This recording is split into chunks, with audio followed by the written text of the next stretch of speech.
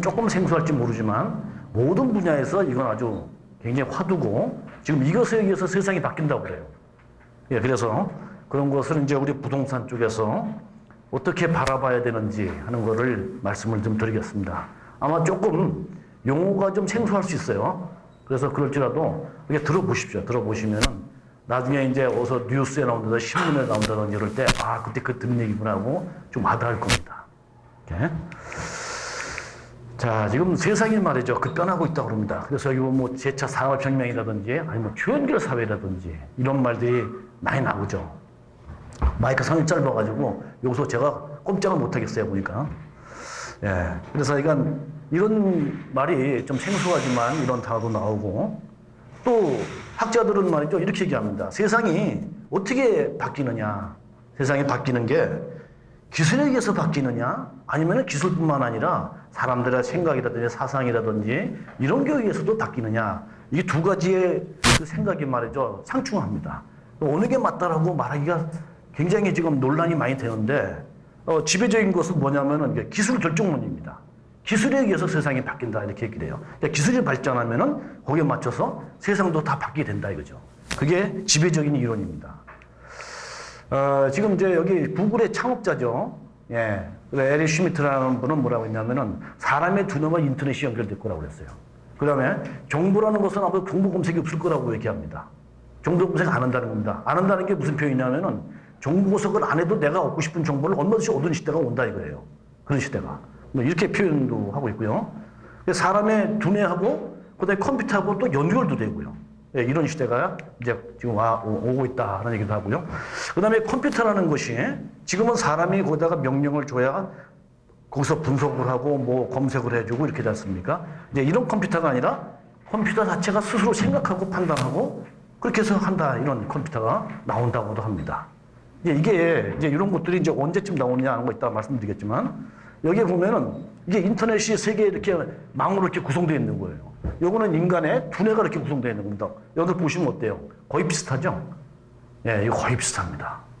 그래서 이게 기술이 발전하면은 그런 것들이 이제 자연스럽게 모든 것이 다 된다는 얘기죠. 이렇게. 그래서 두뇌도 이렇고요. 인터넷이 이런데 거의 유사하게 이렇게 가고 있는 걸 봤을 때 앞으로의 세상은 말이죠. 이 컴퓨터나 인터넷이나 이런 정보 기술에 의해서 아주 놀라운 그러한 현상이 앞으로도 계속 일어날 것이다 하는 것을 이런 걸 보면 알 수가 있습니다. 또 이런 책들도 있습니다. 이런 다양한 책들에서도 미래는 어떻게 변할 것이냐는 것에 대해서 많은 분들이 이렇게 얘기들을 하고 있습니다. 이렇게. 예, 그래서 이런 책들도 아마 여러분들 좀 시간이 좀 나시면은 이렇게 한 번씩 보시는 것도 미래를 여러분들이 좀 생각해보고 바라보고 그 다음에 여러분들이 미래를 어떻게 대비하고 대응해야 될 것인가 하는 걸 생각할 수 있는 여지도 있을 것 같습니다. 그래서 이런 걸 좀 말씀드리고 싶고요. 4차 산업혁명은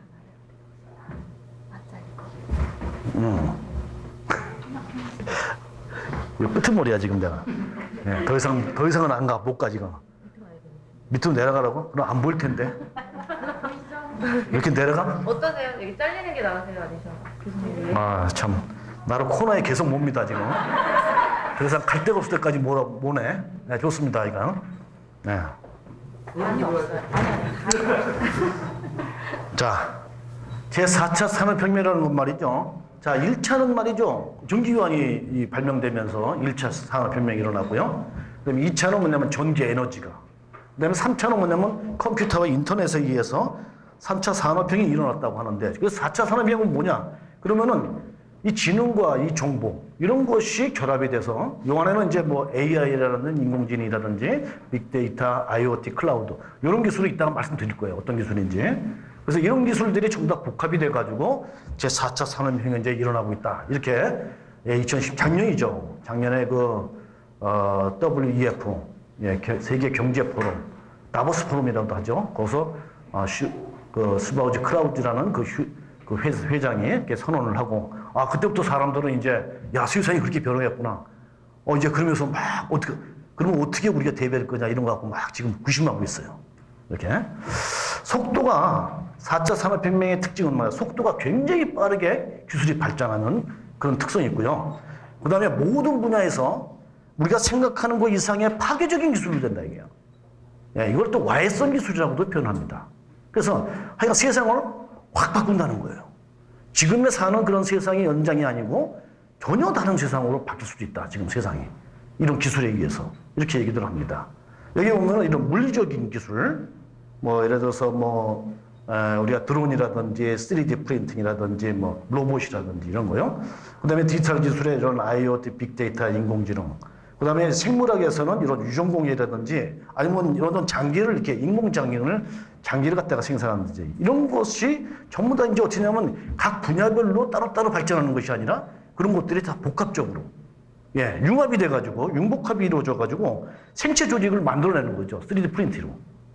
그 다음에 이게 이제 사이버 물리 시스템이라고 CPS라고 합니다. 사이버 피지컬 시스템이라고 하는데 그런 것에 의해서 모든 것이 다 생산해내고 이렇게 이루어지는 이런 것으로 되는 것이 뭐냐면 제4차 산업혁명이다. 이렇게 얘기를 하고 있습니다.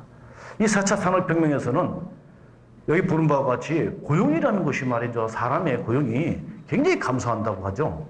그래서 한 2020년이 되면은 516만 개의 직업이 없어지고 그다음에 지금 있는 직업과 전혀 다른 직업이 46%가 새로운 직업이 나타난다고 이렇게 얘기합니다.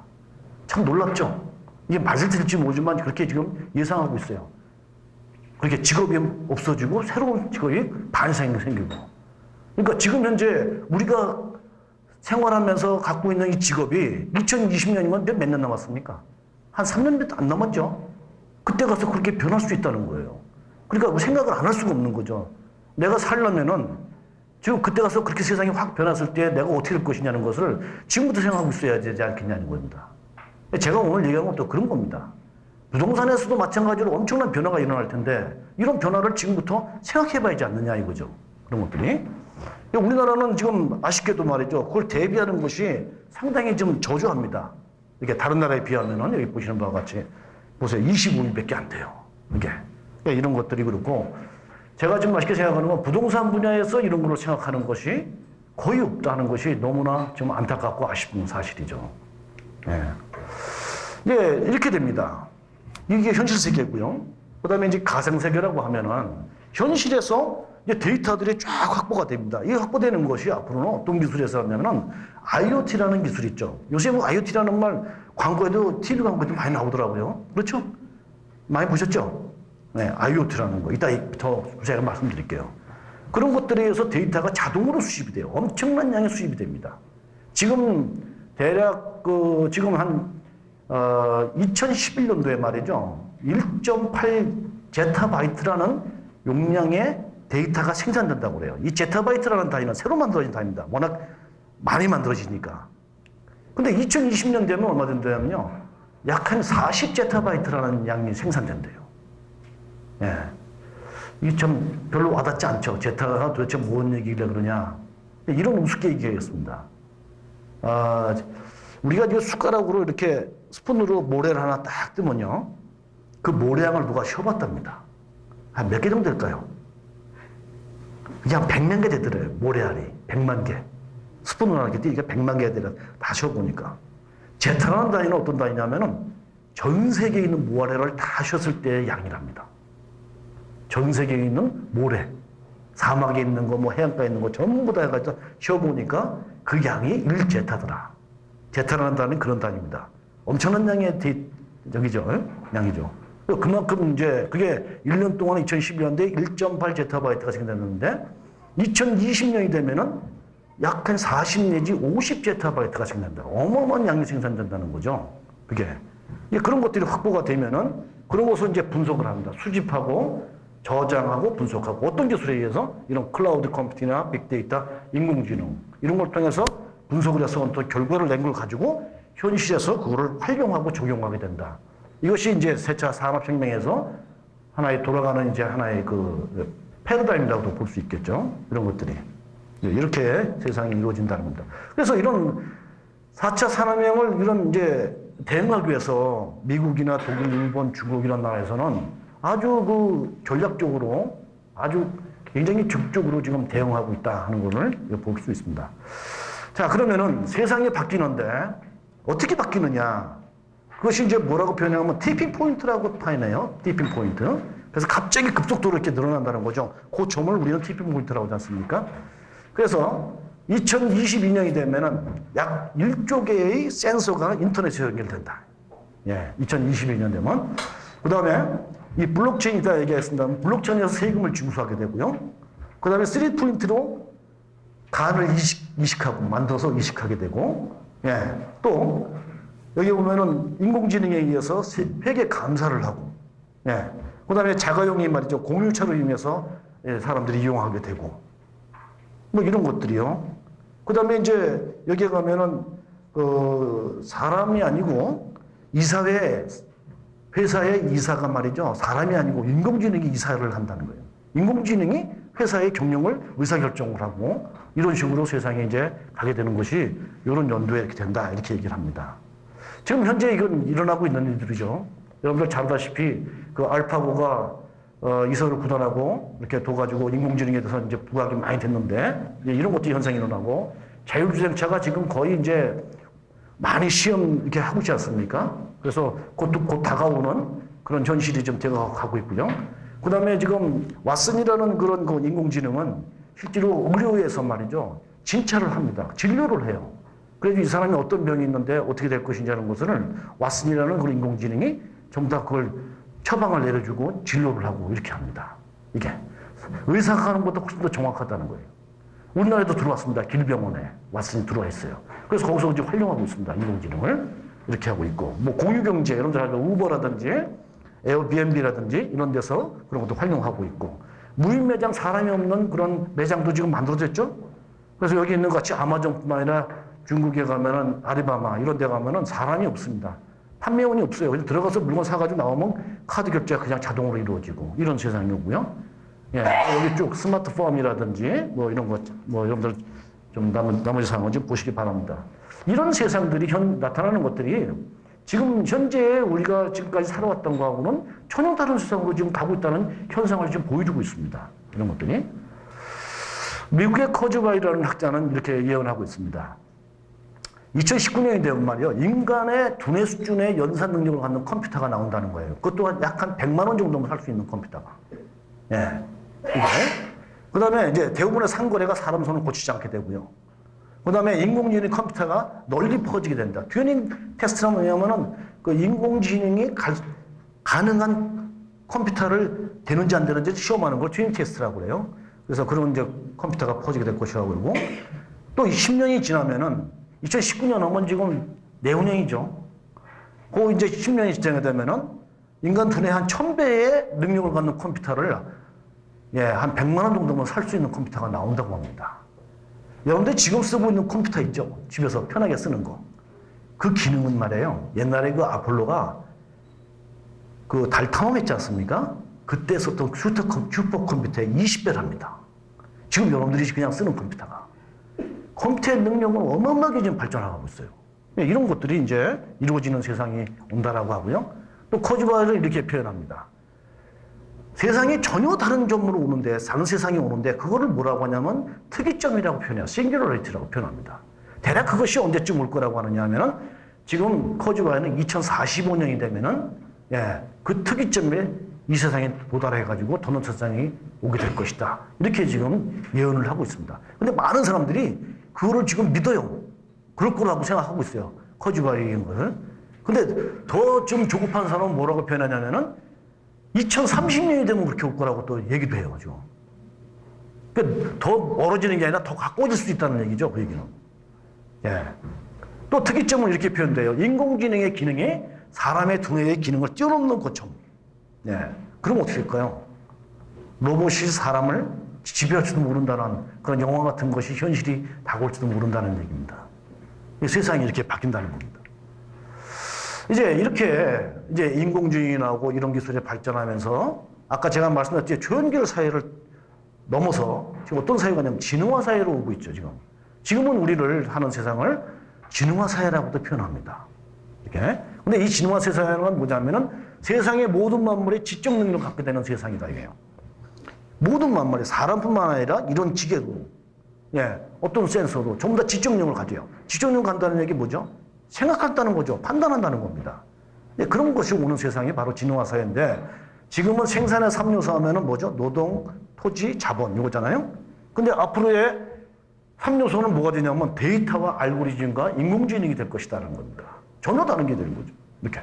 그래서 지금 이제 컴퓨터는 말이죠. 생각하는 컴퓨터를 통해서 인공지능이 발전하고 그다음에 생각하는 마음을 통해서 지능사회가 등장하게 된다. 그래서 자, 제4 산업혁명은 뭐냐면 3차에서는 정보와의 인터넷이 의해서 모든 것이 이렇게 우리가 활용하고 그렇게 됐었는데 이제 그건 결국 가상공간이죠. 가상공간을 뛰어넘어가지고 현실공간까지 그것이 확대되고 공간적으로는요. 그다음에 우리가 어떻게 글에 써있고 하는 지식만 아는 것을 우리 형식지라고 그래요. 그것뿐만 아니라 우리가 어떤 말로 표현하지 못하지만 어떤 경험이라든지 아니면은 어떤 그 자기나름의 노하우가 있지 않습니까? 이런 건 글로 표현하지 못하는 거 있죠. 이런 것들은 뭐냐면 이제 암묵지라고 그렇게 표현하거든요. 근데 우리가 지금 글로 써 있고 이렇게 기록이 되어 있는 것을 활용하는 세상인데 그걸 뛰어넘어서 그런 암묵지에 있는 것까지 확대해서 지능이 확장이 돼서 그래서 이런 것들은 이제 인공지능과 사물 인터넷을 통해서 모든 사물의 지능이 되는 이런 지능사회가 될 것이다. 이렇게 표현을 하고 있습니다. 그러니까 이런 지능사회는 말이죠. 어떻게 될지를 아무도 몰라요. 어떻게 갈지, 세상이 이 세상이 어떻게 변할지를 어느 누구도 이렇게 될 거라고 장담할 수 없는 세상입니다. 왜? 가보지 않은 세상이니까. 그래서 이쪽에서는 말이죠. 상당한 위험도 있을 수 있고 또 어떻게 보면 기회도 있을 수 있죠. 왜? 아무도 가보지 않은 세상이니까. 마치 제가 이제 언제냐면은 금년 6월 달에 제가 스페인을 갔었어요, 여행을. 스페인하고 콜롬보 갔었는데, 거기 가니까 이제 콜럼버스가 그 신대륙을 발견한 나라 아닙니까? 그죠? 근데 그 생각이 탁 나더라고요. 그렇게 신대륙을 발견했을 때, 거기는 뭐 인디언이 살긴 했지만, 어때요?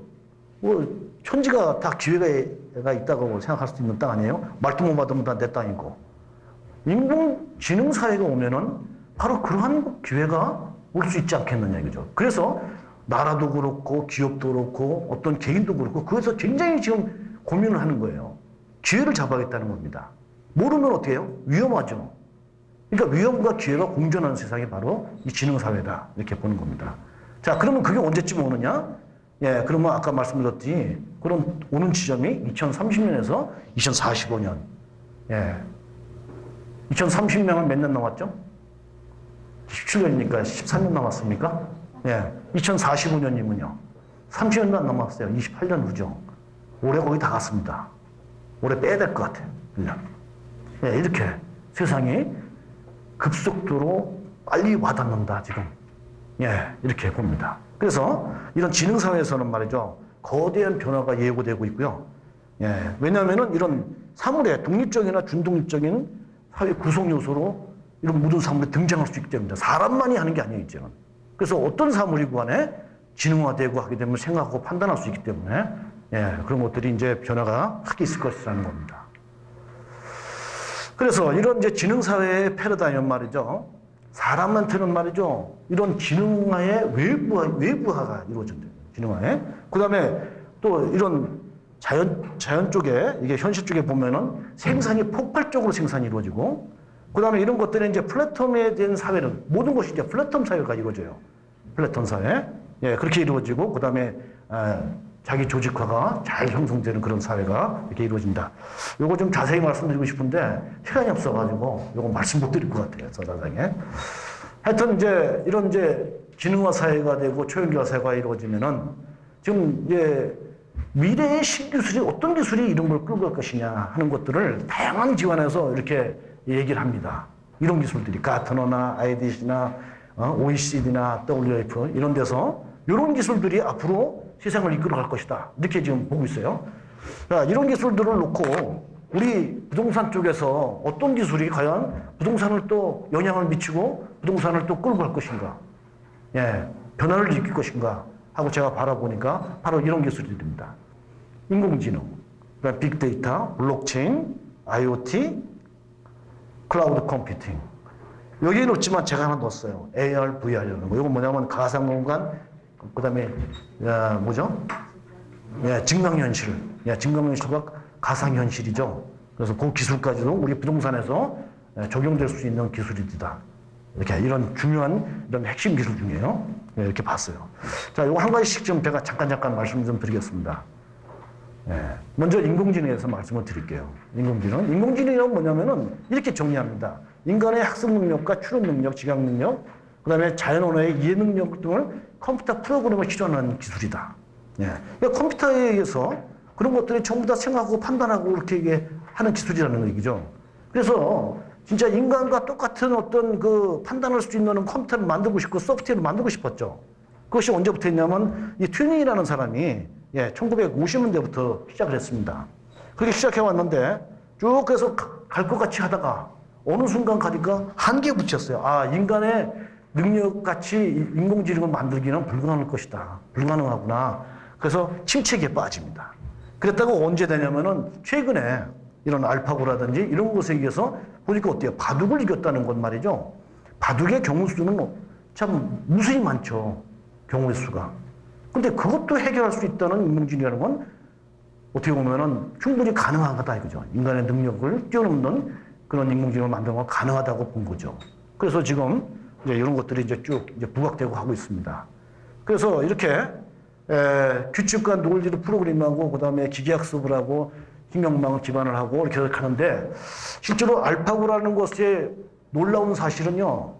바둑을 이겼다는 것이 놀라운 게 아니라 누구하고 바둑을 두느냐에 따라서 스스로 학습을 해가지고 자기 능력을 더 높인다는 게 더 놀라운 사실이었습니다.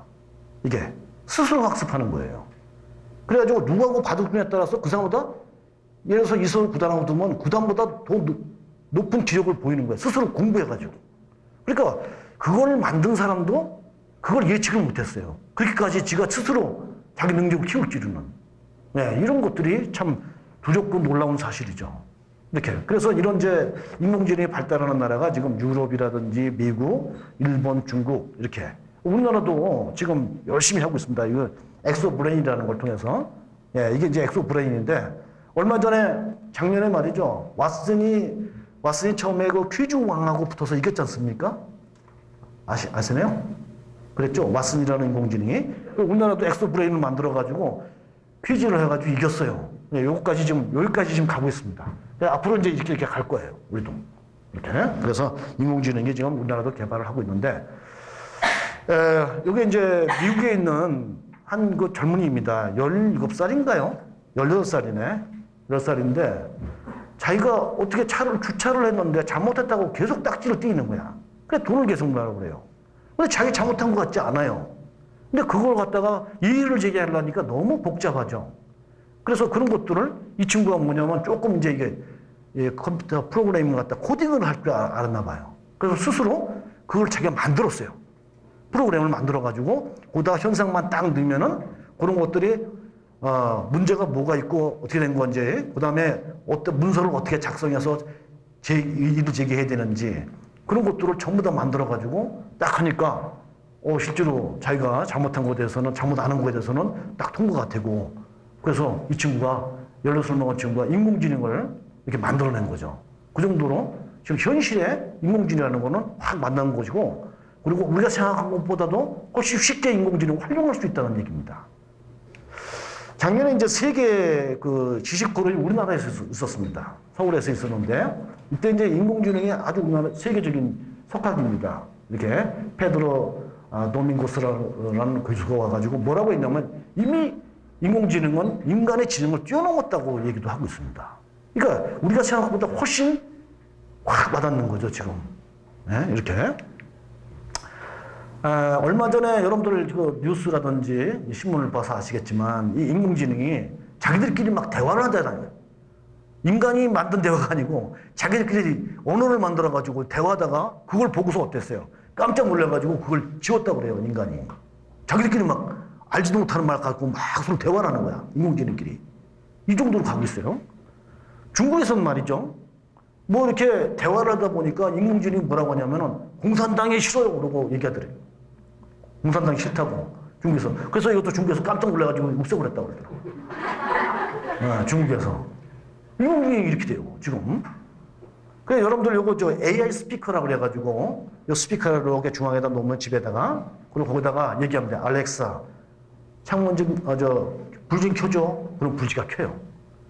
알렉사, TV 좀 켜. 그럼 TV 켜요. 아, KBS 말고 MBC로. 그러면 MBC로 탁 돌려주고. 가스레인지 불 좀 켜. 그럼 불 탁 찌고. 이렇게 이것들이 지금, 이건 지금 실용화 돼 있죠? 예, 우리나라에도 지금 뭐 KT라든지 SK라든지 LG라든지 이런 데서 이런 제품을 좀 만들고 있습니다.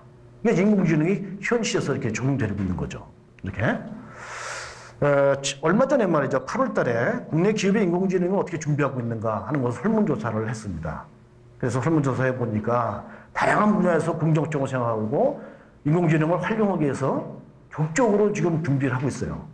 그래서 이런 AI가 도입됐을 때 그 파악을 보면은 이 부동산 중개도 아주 대단히 많이 앞으로 활용하게 될 것이다. 이렇게 지금 예고하는 그런 설문조사도 있습니다.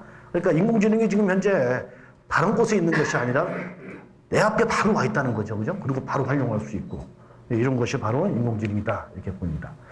자, 빅데이터입니다. 그 다음에 이 빅데이터는 말이죠. 큰 데이터뿐만 아니라 큰 데이터를 수집하고, 저장하고, 분석해서 보여주는 기술이에요. 분석한 결과를. 이렇게 하는 기술을 빅데이터라고 합니다. 빅데이터 하면 뭐 큰 데이터 이렇게 생각하기 쉬운데, 예, 그게 아니고 이제 그렇게 되죠. 그래서 이 빅데이터가 뭐냐면은 이제 세상을 예측할 수 있고 새로운 그런 가치를 창출할 수 있는 그런 지식을 만들어내기도 하고, 예, 이렇게 되어가고 있는 것이 바로 빅데이터다. 그래서 빅데이터를 뭐라고 표현하냐면요. 21세기 원유라고 합니다. 원유가 없으면 지금 우리가 못 살듯이 앞으로 빅데이터 없으면 못 산다는 거예요. 이렇게. 그래서 그런 것들이 좀 쭉 발전해 가요. 자, 이 빅데이터는 말이죠. 이 기술이 엄청나게 지금 발전해 가고 있지 않습니까? 그 다음에 저장을 하거나 수집하는데 이제 비용이 그렇게는 안 듭니다. 제가 1996년인가요? 96년도에 컴퓨터를 막 썼는데 신문에 뭐라고 하냐면은 컴퓨터의 하드디스크가 6기가짜리 나왔다고 하더라고요. 깜짝 놀랐어요. 6기가. 하드디스크 용량 6기가 나왔대. 그때 몇 년이면 몇 메가바이트 정도였거든. 저장 공간이. 근데 6기가가 나왔다고 깜짝 놀라서 제가 용산에 가가지고 그 당시에 6기가짜리를 30만 원에 샀어요. 그 당시에. 그래가지고 컴퓨터에 딱 끼면서 제가 무슨 했냐. 가슴이 뿌듯하죠. 왜?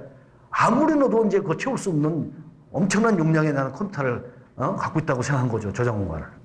근데 요새 어때였습니까? 이런 USB 하나도 요새는 말이죠. 16기가, 32기가. 그렇죠? 얼마 전에 보니까 행정자치구에서 저한테 USB가 보냈는데 50기가짜리를 보내주더라고요. 그거 얼마입니까, 요새? 한 몇만 원이면 사죠?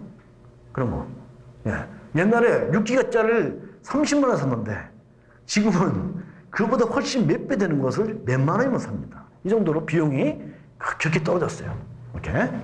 그 다음에 이제 소셜 네트워크가 발전해가지고 SNS 많이 들어가지 않습니까? 그러면서 거기서 많은 사람들이 이제 의견을 막 주고받잖아요. 그게 다 데이터죠. 그런 것들. 또 아니면은 이제 사물 정보 이런 것들이 뭐 예를 들면은 뭐 CCTV라든지 이런 거 촬영된 것들 곳곳에 CCTV가 얼마나 많아요. 저희 아파트 단지 보니까 아파트 단지 내 CCTV가 몇 대는 100대라답니다. 100대. 좀 깜짝 놀랐어요. 그렇게 많더라고요. 매일 촬영하지 않습니까? 24시간. 곳곳에 촬영 안 한 데가 있어요. 여러분들의 행동이 모든 것이 다 기록되지 않습니까? 그래서 지금 세상을 뭐라고도 표현하냐면 라이프 로깅 시대라고도 표현합니다. 라이프 로깅. 로그인 할 때 모든 것이 기록되고. 예, 그런 사회라고 그래요. 그런 것들이 전부 다 데이터죠. 예, 이런 것들의 데이터가 엄청나게 많이 이제, 그러니까 빅데이터가 출현하게 된 것이고, 예, 이런 것들을 이렇게 잘 활용하게 되면은 경제적인 가치를 창출하고 사회 문제를 해결하고 새로운 IT 패러다임을 견인할 수 있는 이런 것이 바로 빅데이터다. 이렇게 얘기를 합니다. 여기 아까 제가 말씀드렸듯이 보십시오. 2012년 1.8 제타바이트인데 자, 2018년 되면 400 제타바이트까지 이렇게 많은 양이 갈수록 더 많이 생긴다 이거죠. 맥킨지라는 그 조사기관이 있습니다. 이 조사기관은 2012년도에 이렇게 표현했습니다.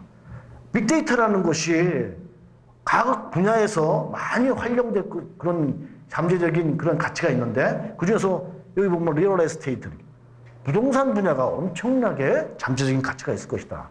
부동산 분야에서. 이렇게 얘기를 합니다. 그러니 빅데이터에 우리가 관심이 안 갈 수 없잖아요.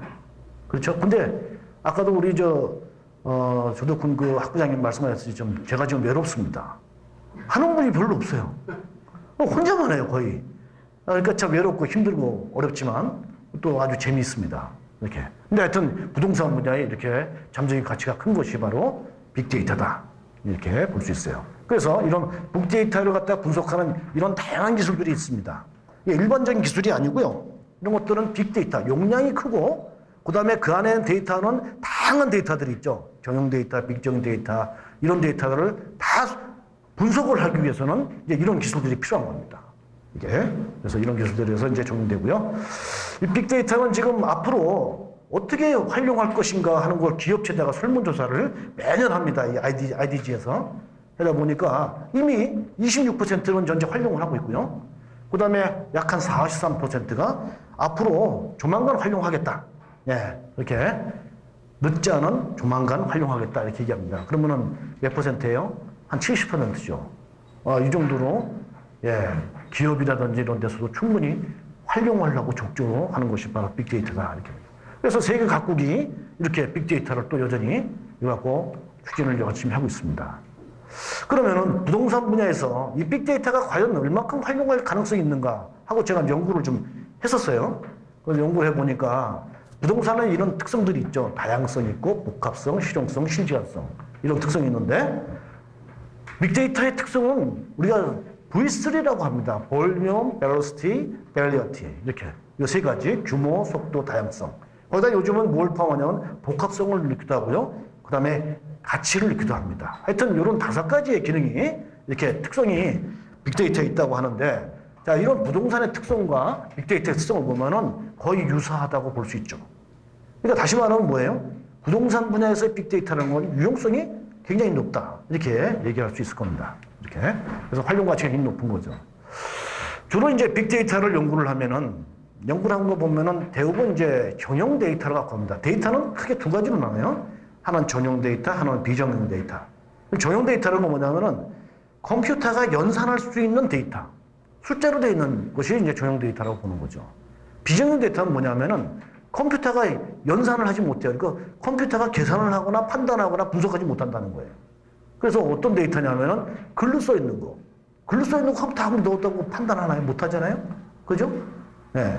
그 다음에 뭐 이런 이 영상 데이터. 그 다음에 이미지 데이터. 이런 거는 컴퓨터가 판단을 못 하죠. 그거를 비정용 데이터라고 합니다.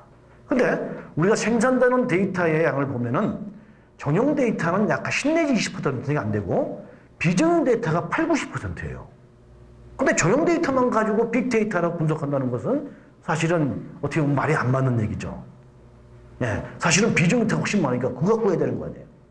예, 근데 그런 걸 하려니까 아까 분석 기술을 봤지만 그런 걸 구현할 능력이 안 되다 보니까 제대로 못 합니다. 그래서 지금은 전용 데이터 위주로 국토부에서도 그렇고요. 그렇게 하고 있어요. 그래서 전용 데이터 가지고 하는 것은 사실 빅데이터라고 말하기가 좀 어렵고요.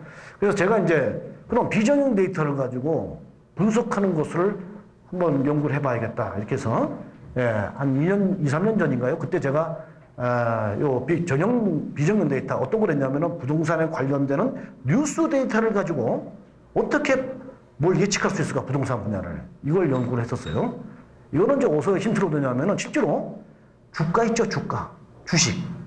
주가는 말이죠. 그런 주가와 관련되는 뉴스 데이터를 가지고 분석을 해가지고 주가를 예측합니다. 이건 지금 현재 실용화하고 있어요.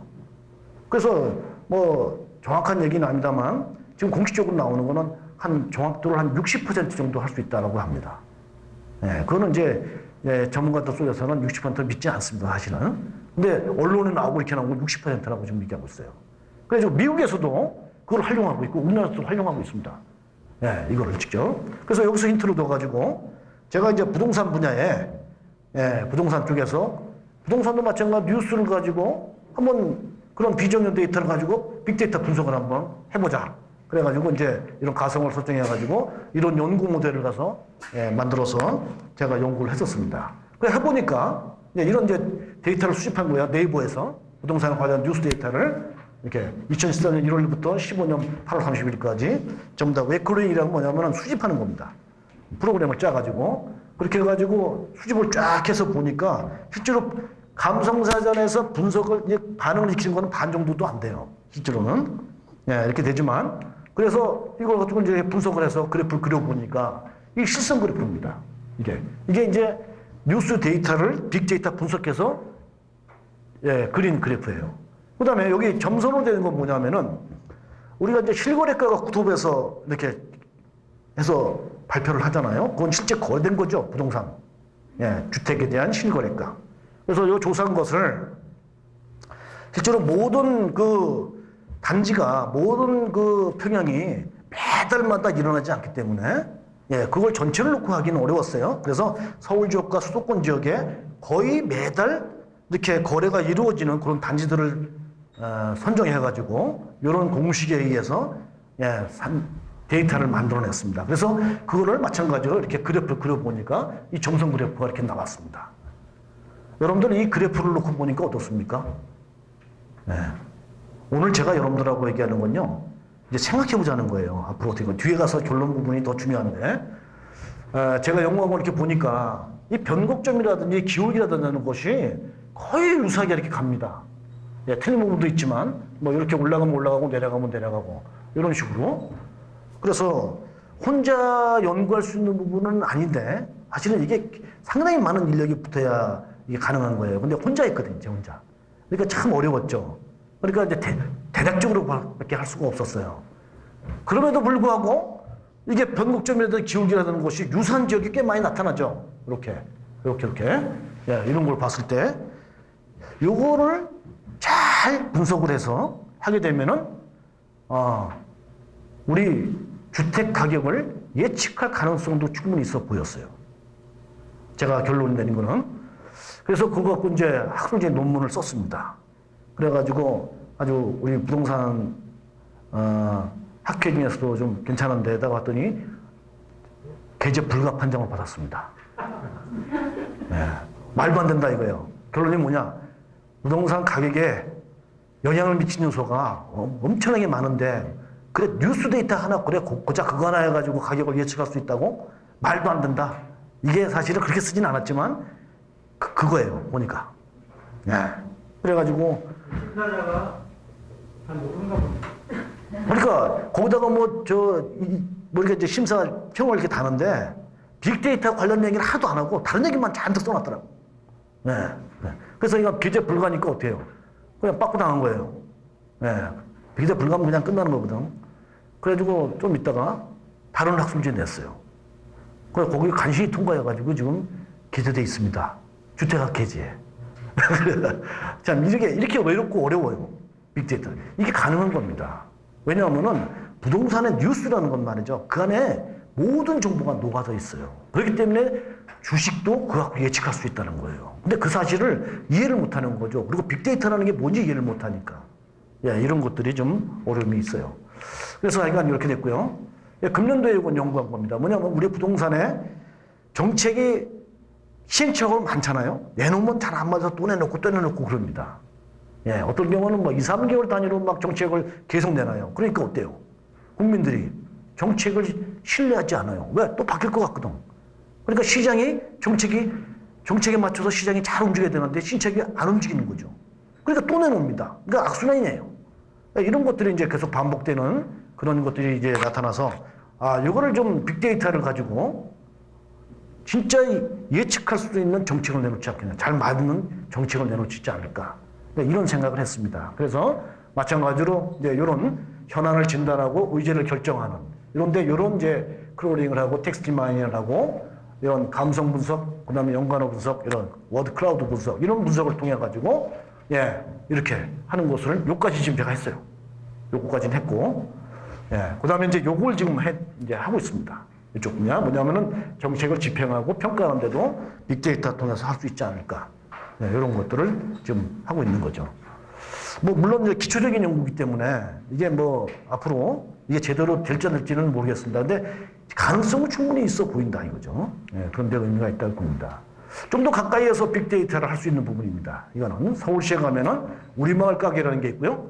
그 다음에 중세 상권정보, 이렇게 지오비전이라는 것이 바로 빅데이터를 통해서 상권을 분석하고 지역을 분석하게 해줍니다. 우리 부동산 쪽에서 상권을 분석하고 지역을 분석하는 건 대단히 중요하죠.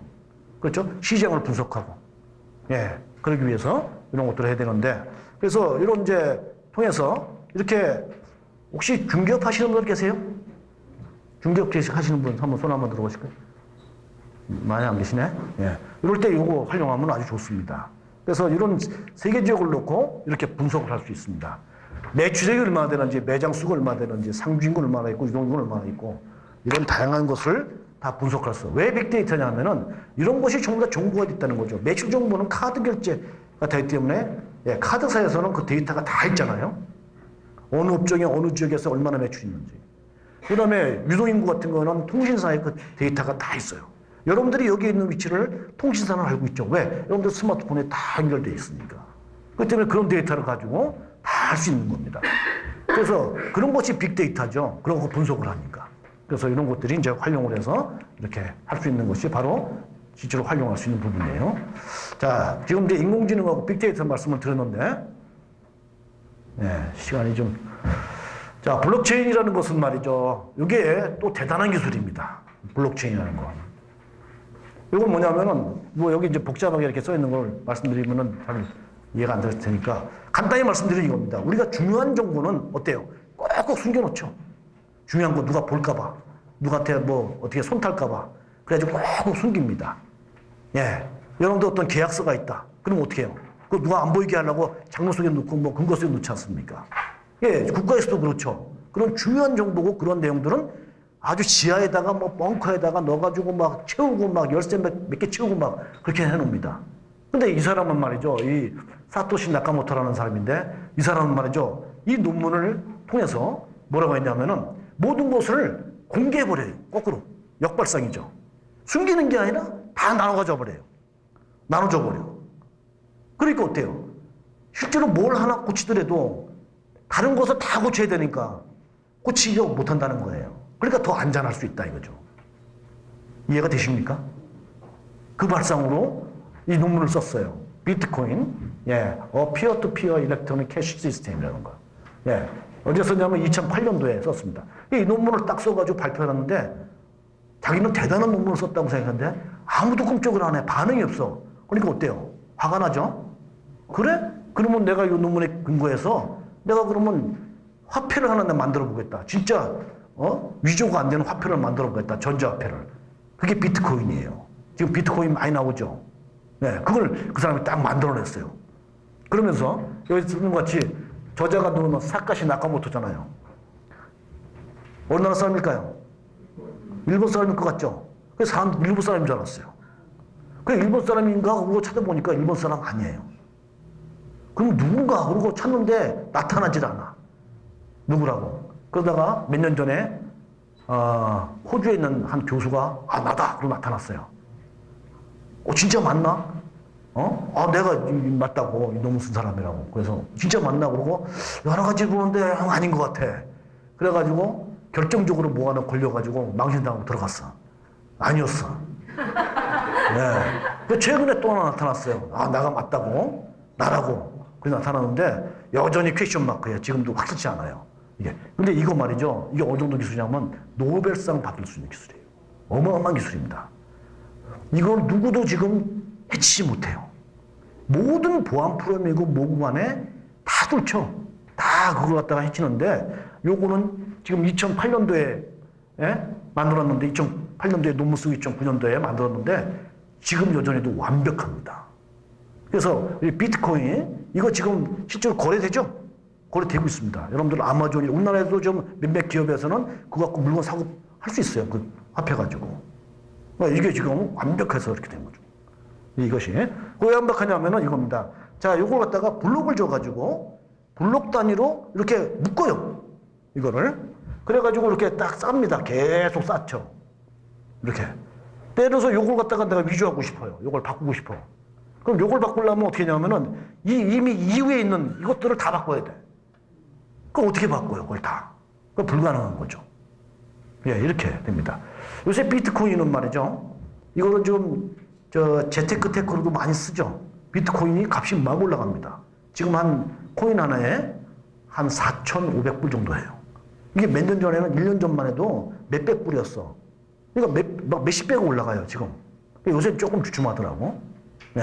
그래서 그걸 막 그렇게 합니다. 그리고 지금 이제 뭐 어떤 현상이 일어나냐면은 이 비트코인은 어떻게 만들어지냐면은 요거를 이렇게 블록 단위로 이렇게 연결시키면서 그거를 연결시키는 숫자를 계산을 해야 돼요. 근데 그 숫자를 어떻게 계산하면은 비트코인에 참여한 그 곳이 약 한 8,000개 되는데 8,000개의 컴퓨터 중에 가장 먼저 그 숫자를 딱 계산해 놓으면 그 사람한테 거기에다가 비트코인을 줘요. 12.5개를 줘. 그게. 그러니까 그거 받으면 어때요? 12.5개면 하나에 한 4,000불 하면 얼마입니까? 400만 원이죠. 그래 12.5개를 받으면 얼마 받는 거예요? 한 5천만 원 받는 거죠. 그러니까 그 1년에 한 번만 한 두세 개를 받아도 되잖아요. 그것만. 그래가지고 중국은 말이죠. 어느 기업이 그것만 해요. 컴퓨터를 수천 대를 연결시켜 놓고 요거 비트코인 받기 위해서 여기 연결시켜 참여합니다. 지금. 그리고 요걸 이제 하는데 컴퓨터에 보면은 그 그래픽 카드가 있죠. 그래픽 카드. 그래픽 카드 성능이 좋아야 돼요. 그래서 그래픽 카드가 동이 났어요. 살 수가 없어요. 이게 지금 그런 상태로 가고 있습니다. 이걸 사업을 해요. 비트코인을 갖다 여기 참여해가지고 그거 계산 빨리 해가지고 받는 걸로. 이렇게. 네. 그렇게 합니다. 하여튼 이 비트코인이 그만큼 보안성에 뛰어나다. 보안성에 뛰어나다는 건 뭐죠? 변조를 못 시키고 위조를 못 하는 거예요. 위변조를 못 시킨다는 거죠. 그래서 이게 이제 어떻게 하냐면 피어투피어라는 거 뭐냐면 요즘에서 요즘을 거래하는데 중간에 중개 없이 할 수 있다는 거예요. 은행이라는 것이 중개 역할을 하죠. 제가 여기서 이분한테 돈을 보내려면 은행을 통해서 보내잖아요. 그래야 확실하니까. 직접 보내는 것보다 이렇게 보내는 게 확실하죠. 그래서 중개를 하게 됩니다. 특히 외국과 이렇게 거래하는 건 더욱더 그렇죠. 근데 이건 어떠냐면 보안이 뛰어나기 때문에 어때요? 은행이 거칠 필요가 없어. 그럼 은행은 뭐예요? 필요 없다는 거죠. 이렇게. 그래서 세계 각국이 말이죠. 은행이 처음에는 그 비트코인이라는 걸 전부 다 부정하다가 지금 어쩔 수 다 수용합니다. 그래서 이런 금융구조 혁신을 하고 이런 화폐가 확산되고 그 다음에 모든 그런 그 기업이라든지 이런 산업계가 말이죠. 생태계 변화를 주고 있어요. 이게 어마어마한 기술입니다. 지금. 예. 그래서 이런 다양한 기관에서 이런 경제적인 효과가 엄청나게 있다. 이렇게 얘기하고 있고요. 그 다음에 이제 여기 보면은 이제 그 가트너에서 요 하이퍼 사이클 갖다 이렇게 하는데 이미 비트코인은 말이죠. 지대치가 높은 데를 뛰어넘어가지고 양산하는 쪽으로 이렇게 지금 가고 있습니다. 약간 이제 지금은 너무 기대가 높다 보니까 조금 이제 소강 상태로 들어가게 돼요. 모든 기업 기술이 다. 근데 상당하게 진전돼 있다는 겁니다. 지금 여러분들하고 얘기하는 지금 예를 들어서 요거 여기 머신러닝이라는 건 빅데이터잖아요. 그 다음에 여기 이제 인공지능과 관련되는 것들이잖아요. 그거보다 더 앞서 있다는 거죠. 이렇게. 예, 그 정도로. 예, 자율주행차도 보다도 더 앞서 있고. 예, 비트코인, 여기 블록체인이라는 것이 이렇게 유용하게 되는 기술들입니다. 예, 은행들이 이렇게 지금 도입이 돼서 활용되고 있고, 우리나라도 고심하다가 처음에는 안 하겠다고 하다가 지금 어쩔 수 없이 따라가고 있습니다. 우리 은행도 마찬가지로 우리나라도 이렇게 따라가고 있어요. 자, 부동산 쪽에서는 이렇게 거래가 이렇게 이루어집니다. 이런 단계를 거쳐서 이렇게 거래가 이루어지는데 저는 한때 그런 생각을 했습니다. 정보를 연구하다 보니까 왜 부동산은 전자상 거래를 못하는가? 전자상 거래를 한다면 훨씬 더 거래가 활성화되고 부동산이 발전할 수 있을 텐데. 근데 여러 가지 제한이 있습니다. 먼저 뭐냐면은 현물을 봐야죠. 임장활동이라는 건 대단히 중요합니다. 두 번째는 뭐냐면은 거래가 확실히 이루어져야 돼요. 안전하게 이루어져야 돼요. 세 번째는 뭐냐면 고액의 금액의 거래가 이루어집니다. 또 그 다음에 어떤 서류를 갖다가 우리가 뭐 공부를 본다든지 계약서를 보는 것도 그것도 뭐예요? 안전해야죠. 완전해야 돼요. 중간에 변조가 되고 위조가 되면 안 되죠. 이런 것이 상당히 제한을 주게 돼요. 그러다 보니까 전자상 거래가 어렵습니다. 근데 이 블록체인이라는 것은 말이죠. 이런 데서 금액이 오가는 것도 바로 이런 전자화폐, 이런 비트코인이라든지 이더리움이라든지 이런 걸 가지고 거래가 이루어지면 안전하고요. 그 다음에 서류를 보는 것도 아니면 계약서를 쓰는 것도 마찬가지로 블록체인을 기술을 이용한다면은 그것도 다 해결될 수 있는 것이고요. 그 다음에 여기에 이제 어떤 현장을 봐야 되는 문제에서는 AR, VR이라든지 이런 빅데이터, AI 이런 기술을 이용한다면은 충분히 전자상 거래도 가능하다고 그렇게 보입니다. 이렇게 그런 것들이 바로 이렇게 부동산 분야에서 활용할 뿐이고요. 그 다음에 이제 IoT라는 기술이 있어요. 인터넷 오브 싱이라고 그러는데, 뭐 이런 것도 여러분들 잘 아다시피 어떤 주차를 한다든지, 건물의 에너지 관리를 한다든지, 그 다음에 이런 교통 조명을 제어한다든지, 아니면 신호등을 제어한다든지, 이런 것에 IoT가 적용되고 있죠. 실생활에서도 요즘은 그런 거 많이 나오대요. 가정주부가 집에 있는 냉장고에 어떤 물건이 있는지 파악하고 그런 거 광고에 나오죠. 이런 것도 다 그런 IoT 기술에 의해서 이렇게 적용되고 있는 거죠. 그래서 이런 기술들이 지금은 이제 확인하는 정도예요. 모니터링 하는 기술인데 이것이 뭐냐면 앞으로는 컨트롤이 가능하고요. 그 다음에 이것이 이제 최적화를 시켜서 자동화 가는 단계까지 이렇게 간다는 겁니다. 이렇게. 그래서 이런 기술들이 이제 부동산 분야에서도 이제 활용될 수 있는 거죠.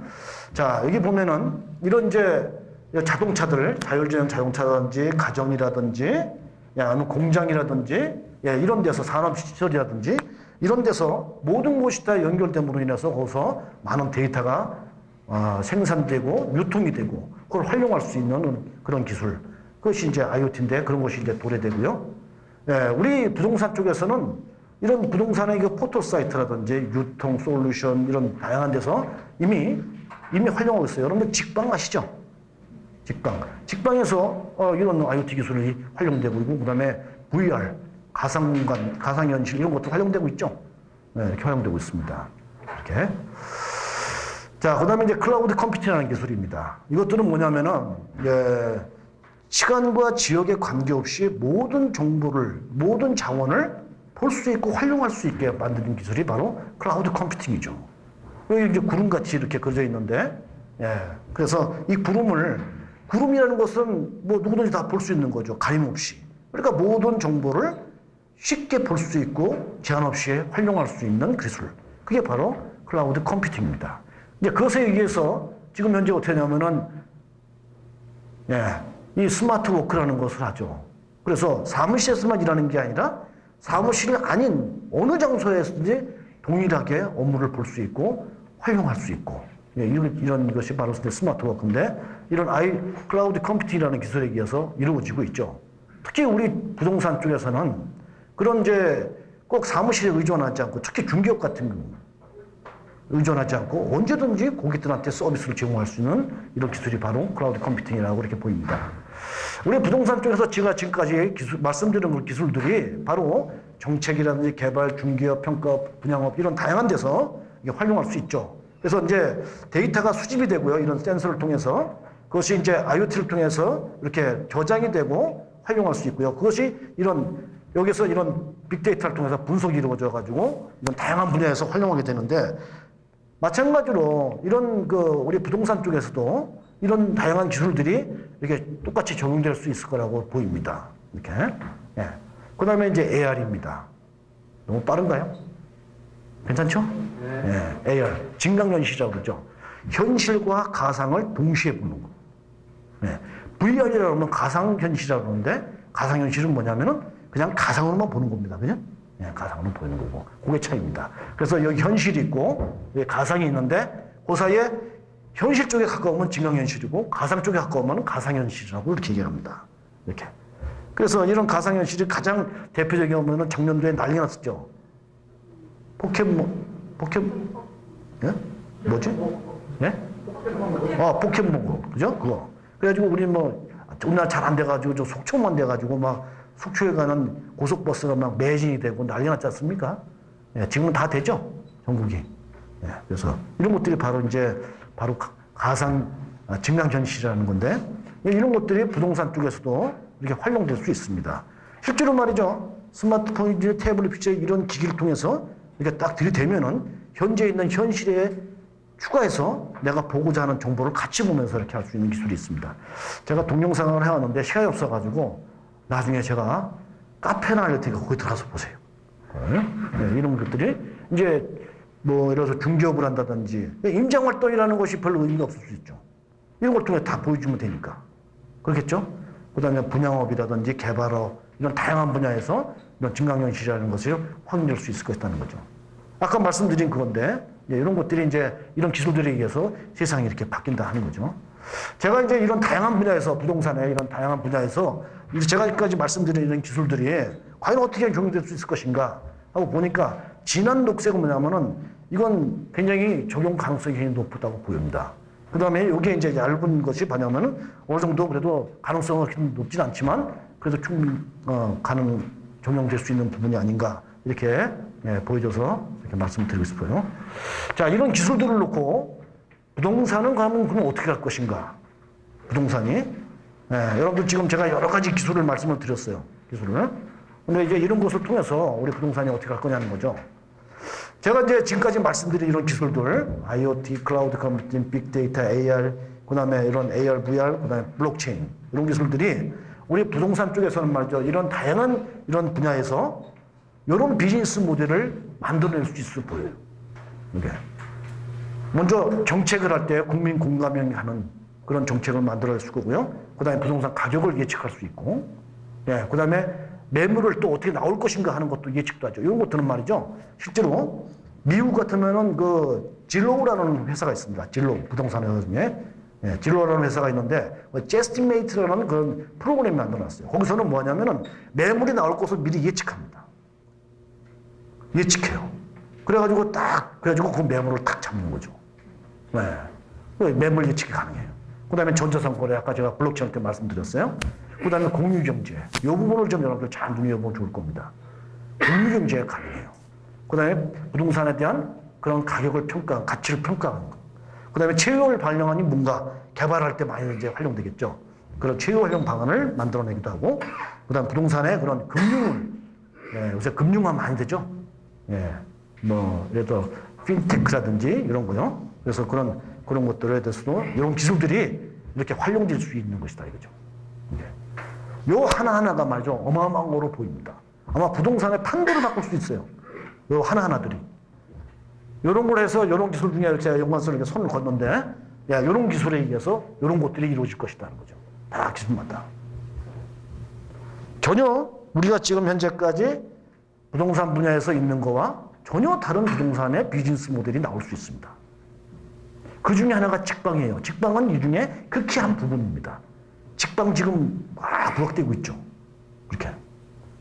네, 그런 것들이. 자, 먼저 공유경제에서 잠깐 말씀을 드릴게요. 공유경제. 공유경제가 뭐냐면은 유휴자산을 활용하자는 겁니다. 그죠? 예, 집도 비어있고, 그 다음에 차도 많이 서 있잖아요. 90% 차가 서 있습니다. 실제로 쓰는 차는 10%밖에 안 돼요. 전 세계에. 그러니까 그런 차들이라든지 방이라든지 비어있는 게 있으니까 그거 잘 쓰면 좋잖아요. 쓰고 싶은 사람 쓰게 하면 좋잖아요. 그래서 만들어낸 게 뭐냐면 우버죠. 우버. 우버 아시죠? 우버 뭐예요? 자동차 빌려 쓰는 거 아닙니까? 우버. 그 다음에 방을 빌려 쓰는 게 뭐죠? 에어비앤비에서는 방 빌려 쓰게 하잖아요. 그렇게. 그런 것들이 공유경제예요. 그래서 이제 소유의 종말이라는 걸 리프킨이라는 학자가 몇 년 전에 주장했잖아요. 소유하지 않고 같이 공유해서 같이 쓰는 거예요. 모든 것을 공유했어요. 그러면 굉장히 효율적으로 모든 것이 되겠죠. 그렇게. 그래서 이런 이제 그걸 쓰려니까 플랫폼이 필요합니다. 어디다가 뭐 예를 들어서 내가 빈 방이 있으면 누구한테 알려줘야 되잖아. 내가 빈 방이 있습니다 하고 알려줄 곳이 있어야죠. 거기다 알려놓으면은 또 방이 필요한 사람은 내가 필요한 방이 거기 있는가를 알려니까 그렇게 할 수 있는 그 장소가 필요하겠죠. 위치가. 그걸 플랫폼입니다. 거기다가 플랫폼을 하나 만들어 놓으면은 실제로 그런 대여할 사람은 거기다가 올려놓고 필요한 사람은 거기 들어가서 보면은 맞으면은 그거 쓰면 되는 거 아니에요. 이렇게. 그러니까 이미 이렇게 쓰지 않지만 그런 유휴자산을 갖다가 효율적으로 활용할 수 있게 되는 거죠. 이게 공유경제거든요. 이런 것들이 이제 뭐냐면은 우리 부동산 분야에서도 그런 유휴자산이 굉장히 많잖아요. 예를 들면 토지라든지 주택 이런 거. 이런 것들을 장기 마찬가지입니다. 그런 것들을 활용할 수 있게 하는 거. 어마어마한 비즈니스입니다. 지금 아직 그런 거 실현되지 않아요. 근데 그걸 하나 만들면 어떨까요? 엄청난 거예요. 네, 이런 거. 생각을 별로 안 하는 것 같아요. 제가 나이만 조금만 좀 젊으면 하고 싶어요, 진짜. 네? 젊어 보여요? 근데 그렇게 안 젊어요, 사실은. 네, 그렇게. 그 다음에 공가. 비어있는 집 많잖아요. 그런 것도 이런 플랫폼에다가 딱 넣어놓으면은, 이렇게 넣어놓으면은 이용할 사람들 많이 있지 않겠습니까? 그러겠죠? 네, 그렇게. 그 다음에 중개하는 것도 마찬가지입니다. 중개도 앞으로 이런 플랫폼을 중개업에서 딱 만들어 놓으면은 여기다가 딱 넣어놓는 거죠. 메모 같은 거. 그러면 필요한 사람들을 들어와서 이렇게 할 수 있게 한다든지 아니면 건물이나 주택 같은 거 관리할 때 그런 것도 마찬가지예요. 관리하게 하는 거. 이게 제가 어떤 생각을 했냐면은 가끔 이렇게 보면은 집에서 뭐 고칠 게 있잖아요. 쓰다 보면은 뭐 어디가 뭐 고칠 게 있으면은 내가 능력으로 고치면 좋은데 내 능력으로 안 되는 게 있어요. 그렇죠? 그러면 어떻게 해요? 불러야죠, 기술자를. 부르면 하루 부르면 돈이 엄청 쓰더라고요. 하루 일당을 줘야 돼. 그렇죠? 근데 그거 어떻게 잠깐 내가 쓸게 하면 얼마나 좋겠어. 야, 이런 거 수리하는 거, 이런 것들.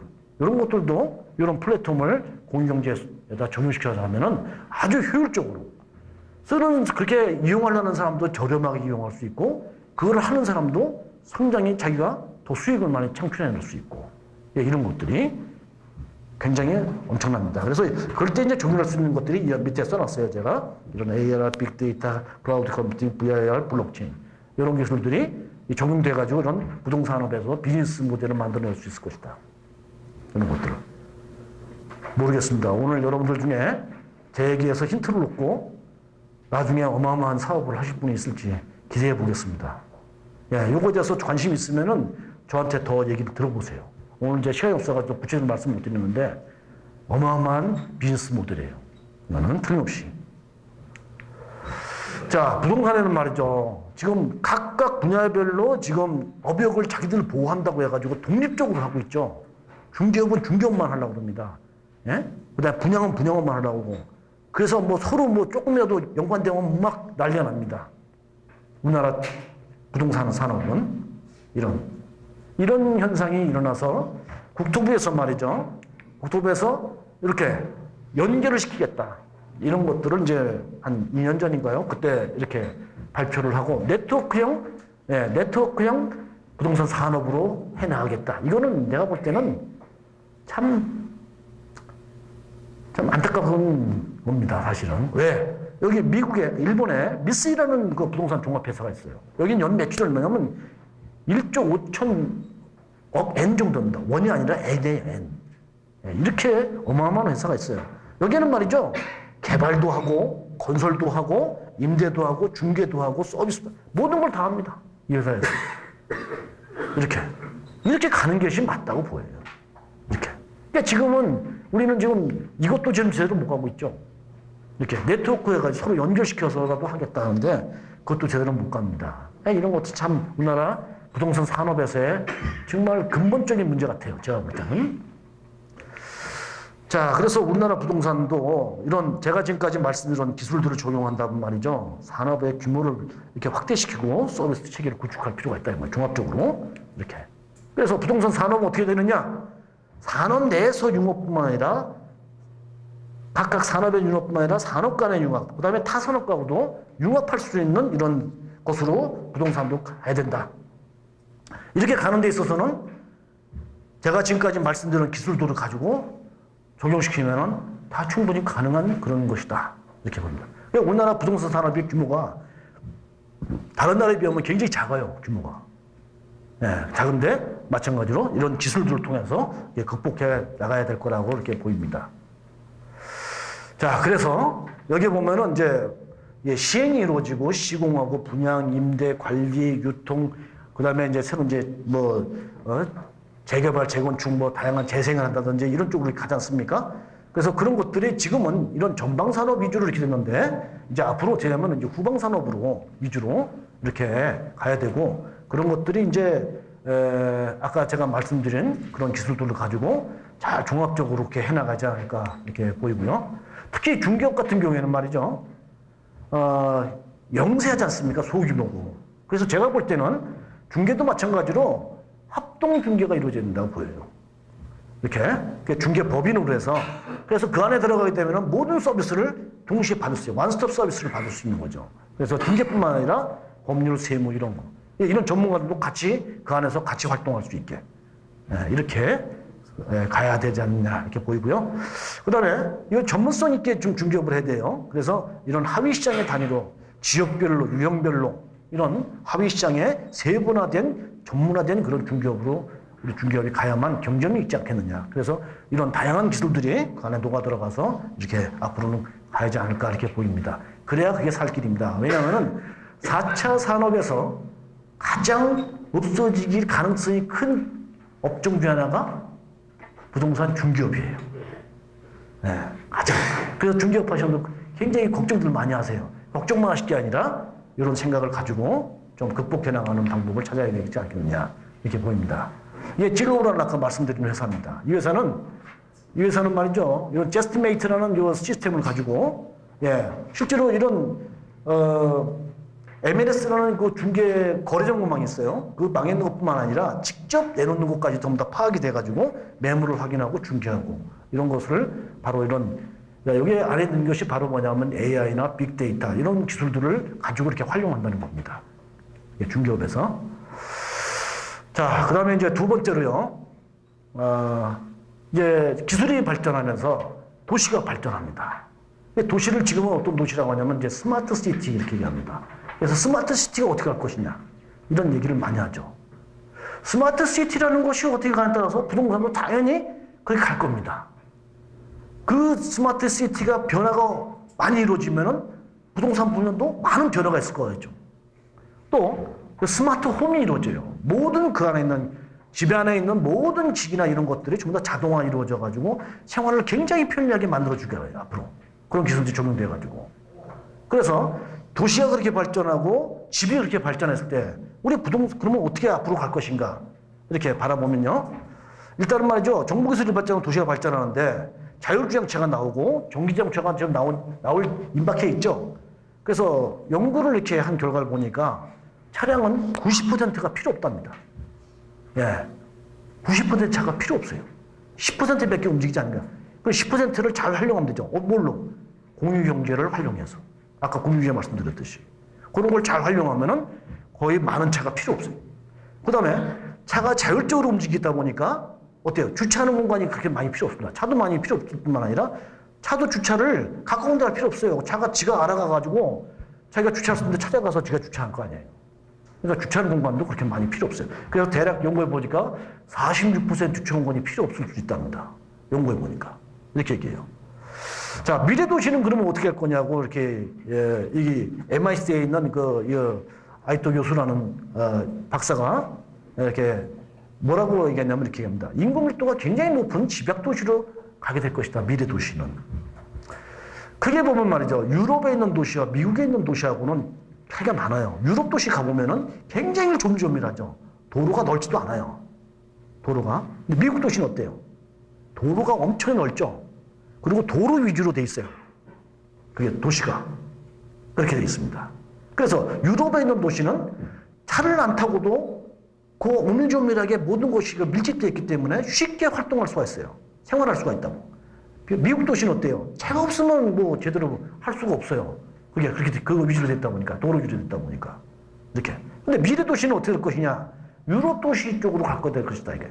그래서 굉장히 밀도가 굉장히 높으면서 이 사람들이 작은 공간에서 효율적으로 거주하고 지능적으로 이동하고, 거기서 소통을 원활하게 하면서 새로운 가치를 창출되는 그런 도시로 미래 도시는 가게 될 것이다. 이렇게 바라보고 있습니다.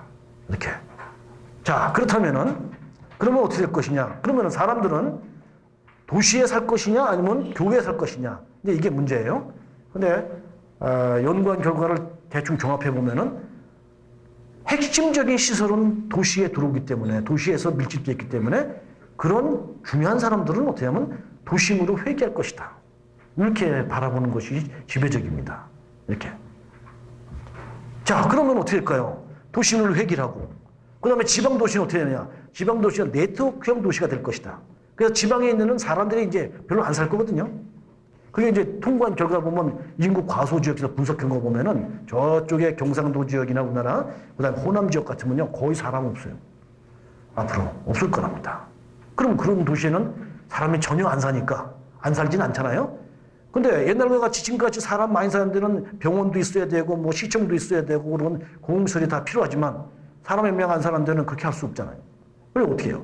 그래서 중심되는 그런 점에 컴팩트 시티라는 걸 만들어 놓고 그 안에서 그런 편의시설을 활용할 수 있게 한다. 제가 이 마이크 선만 있으면 좀 그리고 싶은데 그리질 못하겠어요. 그래서 그런 식으로 네트워크형의 도시가 이루어질 것이다. 이렇게 바라봅니다. 이렇게. 자, 그러면은 이런 도심으로 회귀하고 컴팩트 시티가 이루어지게 되면 어떻게 될까요?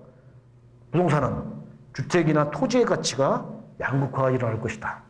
이렇게. 그 다음에 복합 용도로 도시를 활용한다. 왜냐하면 밀집되니까. 아주 적은 공간에서 모든 것을 다 활용하게 하려니까 용도라는 것을 구분하는 것은 의미가 없죠. 그래서 복합적인 용도로 활용하게 되는 그런 쪽으로 부동산을 하게 될 것이다. 이렇게 봅니다. 제가 이건 이제 좀 그려봤어요. 이건 뭐 맞을 수도 있고 틀릴 수도 있습니다. 제 생각입니다. 이거는 토지나 주택이나 오피스 상가 이런 부동산은 그러면 어떤 방향으로 하게 될 것인가. 이거죠. 일단 말이죠. 공장이나 농지는 스마트화 됩니다. 그래서 스마트 팩토리, 그 다음에 스마트 펌, 이런 것을 이제 앞으로 이제 그런 기술들이 적용돼서 하게 된다고 하면은 공장도 많이 필요 없습니다. 공장이. 네, 왜냐하면은 그런 것들이 말이죠. CPS라고 제가 그 사이버 물리 시스템이라고 약간 말씀드렸잖아요. 그런 것에 의해서 수요가 얼마큼 이루어지는지를 미리 파악을 하고 빅데이터를 통해서 그래서 그거 갖고 생산을 하고 그래서 그것이 유통이 바로 이루어져요. 그러면 어때요? 공장도 그렇게 큰 공장이 필요 없고 그 다음에 그거를 유통시키는 데서 창고도 필요 없어요. 유통하는 시설이 필요가 없습니다. 그런 기술이 적용되면은. 그래서 이런 공장이나 창고나 주차용지라는 것이 급격히 강조하게 될 것이다. 그런 토지 이용이 수요가 증가될 것이고 그 다음에 제4차 산업혁명의 핵심적인 시설들은 뭐냐면 대도시 주변에 위치하게 될 것이고요. 그 다음에 자동차, 조선, 기계, 석유화학 이런 것들은 제4차 산업의 새로운 산업에 편입될 가능성이 크다. 이렇게 보입니다. 이렇게. 그 다음에 이제 토지는 말이죠. 아까 제가 말씀드렸죠. 복합적으로 이용하게 돼요. 집약적인 것으로 되니까. 그래서 어떤 뭐 용도 지역 우리 하지 않습니까? 주거 지역, 그 다음에 상업 지역, 뭐 농업 지역, 공업 지역 이렇게 나누는 그런 것들이 의미가 없다. 예, 그래서 그런 것들은 복합적으로 활용하게 될 것이고, 그래, 그런 시설을 쓸 수 있는 토지의 가치가 어떨까요? 엄청나게 상승할 수 있다는 겁니다. 이렇게. 그 다음에 사람들이 이제 도시에서 이렇게 집중적으로 사는데, 사람들이 이제 여가를 위해서는 어때요? 자율주행차를 타고 교회로 나가겠죠. 교회로 나갈 겁니다. 그러면은 그 대도시 주변에 있는 그런 관광을 할 수 있는 그런 시설들, 그런 데 토지 가격은 상승할 가능성이 있어 보여요. 네. 그 다음에 토지 가치는 말이죠. 가격과 가치 평가는 지금까지는 뭐냐면 대중교통을 이용을 어떻게 하느냐. 예를 들어서 역세권이냐, 이런 거 같지 않습니까? 어디 가면 어디 무슨 역이, 지하철역이 있고, 이런 걸 갖고 수로 판단했는데 그런 것이 아니라 이제 도로가 얼마큼 잘 뚫려 있냐는 거예요. 도로가 편리하게 이용할 수 있는 그런 위치에 있는 토지. 그것이 더 가치가 있는 토지로 앞으로 바뀔 가능성이 있습니다. 지방도시는 말이죠. 지방에는 어떻게 되냐면 과소지역인 토지라는 것은 토지 가치가 의미가 없다. 네. 그런 토지는 갖고 있으면 빨리 처분하는 게 좋을 거라고 생각이 돼요. 예. 그 다음에 주택은 어떻게 되느냐. 주택은 말이죠. 이 정보기술에 집약되어 있는 그런 주택과 그렇지 않은 주택과는 가격 차이가 엄청나게 날 겁니다. 예. 그 다음에 친환경의 에너지가 있는 가격. 제가 이렇게 외곽순환도로를 타고 이렇게 쭉 위례시도시 가다 보니까 요즘에 아파트에 보니까 그 태양광 패널 붙여놓은 게 전체가 다 붙여놨더만, 요새는. 안에 처음에 분양할 때부터 붙이더만요, 요새는. 모든 주택이 이제 그렇게 갈 것 같아요. 그런 것이 있는 아파트와 그렇지 없는 아파트 가격은 많이 벌어질 것 같죠. 이런 것들이. 그래서 이런 정보기술이라든지 그런 친환경 에너지가 이런 주택 가격의 경쟁력이 될 것이다 하는 거예요. 대도시는 말이죠. 기술 집약적인 산업이 집중하고 그에 따라서 주로 중소형 주택이 밀집되어 있는 그런 곳이 갈 것이고, 그 다음에 주택은 그렇게 많이 필요 없을 수 있습니다. 앞으로는. 그래서 주택이 감소할 것 같아요. 인구도 줄고 또 마찬가지로 이런 기술이 적용되면서 판도가 바뀌게 되면 주택의 공급은 상당히 감소할 것으로 보여요. 그래서 아마 사람들이 많이 가고자 하는 그런 곳에는 주택 가격은 상당히 상승할 가능성이 큽니다. 그래서 제가 볼 때는 말이죠. 적어도 우리나라의 지금 아파트 가격이 아주 비싼 데는 지금 한 4,500 정도 하거든요. 평당 가격이. 3.3평미터 그렇게 되는데 아마 조만간 한 1억 내지 한 2억 정도는 가지 않을까 이렇게 보입니다. 언제요? 아까 서울에서 제가 보여드렸죠. 언제 그 특이점이 온다고요? 2045년? 2030년이 빠르면 2030년? 그러면 2045년. 그게 아마 그 시점이라고 볼 수 있지 않을까 이렇게 보입니다. 1억 2억 가는 건 아마 쉽게 그 이전에 갈 수 있을 거라고 보여요. 제가 볼 때는. 예, 그 다음에 이제 비선호하는 지역들 있죠. 서울 지역도 마찬가지입니다. 인구 감소하고 이런 기술이 발전해서 스마트 시티가 되고 이 기술이 발전해서 사회가 바뀌면은 서울에서도 별로 안 좋아하는 그런 지역. 제가 어디라고 좀 말씀드려야 그러네. 녹화가 되고 있어가지고. 예? 그런데 그런 데는 말이죠. 빨리 처분해야 될 것 같아요. 그런데 폐 공가가 굉장히 확대될 것 같습니다. 이렇게. 그 다음에 중소도시는 어떻게 되느냐. 아까 제가 말씀드렸더니 컴팩트 도시로 네트워크를 형성해가지고 이루어지게 될 것이다. 이렇게. 그래서 그렇게 될 가능성이 있는 그런 지역에는 어때요? 주택 가격이나 토지나 이런 것들은 상당한 가치가 있을 수 있겠죠. 근데 그렇지 않은 지역은 그런 것들은 잘 생각해 봐야 될 것 같이 보입니다. 그 다음에 오피스는 어떻게 되느냐. 오피스는 말이죠. 많이 필요 없을 것 같습니다.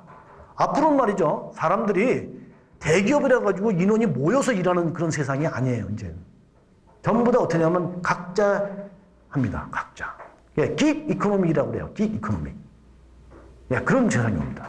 그리고 장기적으로 계약을 해줘 일하는 것이 아니라 비정규적으로 필요할 때 붙어가지고 일하다가 필요 없으면 떨어지고 모든 기업이 그런 식으로 갑니다. 그럼 일은 어디서 하느냐? 재택근무 위주로 갈 가능성이 커요. 개별적으로 다 일을 하고 필요할 때는 붙어서 일하고 어느 팀에 그래서 하다가 그 일이 다 끝나면 다시 떨어지고 이렇게 되니까. 그래서 오피스의 수요는 감소할 거라고 보이고요. 그리고 이제 대도시 위주로 집중될 것이다. 이렇게 보여요. 네, 이런 말씀을 제가 아까 드린 거고요. 상가는 어떻게 되느냐. 핵심 도시에서의 상가는 의미가 있는데 부도시나 중소도시는 상가라는 것은 별로 의미가 없을 것 같습니다. 왜? 교통이 발전하고 자율장차가 이루어지고 하면은 그러면은 상가라는 것은 대도시 위주로 집중될 가능성이 커요. 네, 이런 것들이 바로 부동산 분야에서 앞으로 좀 일어날 변화가 아닌가 뭐 이런 생각을 좀 말씀드리고 있습니다. 자, 여기 보면요. 이 뉴욕에서의 사진입니다. 2010년도에 사진을 찍은 건데 이때는 말이야 다 마차인데 여기 자동차 하나 있었어요.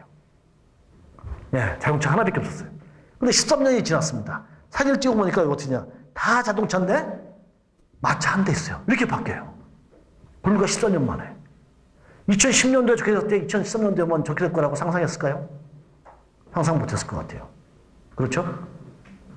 지금 우리가 지금 얘기하는 거, 제가 여러분들한테 말씀드리는 것이 어쩌면 굉장히 빠른 시간 내에 올지 모릅니다.